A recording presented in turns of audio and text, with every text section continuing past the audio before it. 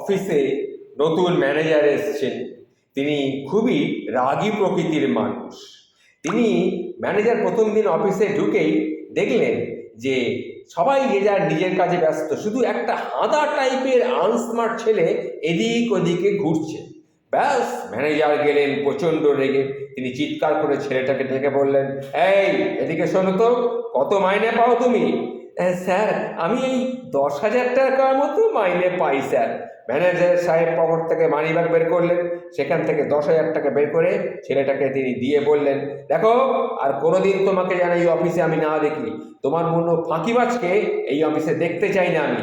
এখনই যাও, এখান থেকে বিদে হও তো, এখান থেকে বিদে হও। কাজের সময় কাজ না করে শুধু ফাঁকি দেয়া, আমাকে বোকা ভেবেছো নাকি?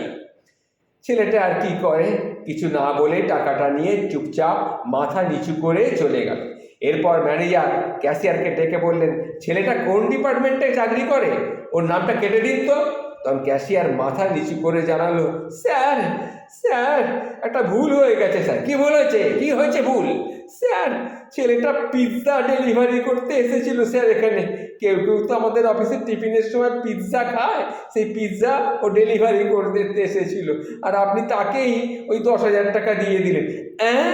এইরকম ভুল হলো আমার, তোমাকে বারণ করলো? কি করবো স্যার, আপনি যদি রেগে যান তাই স্যার কিছু বলিনি।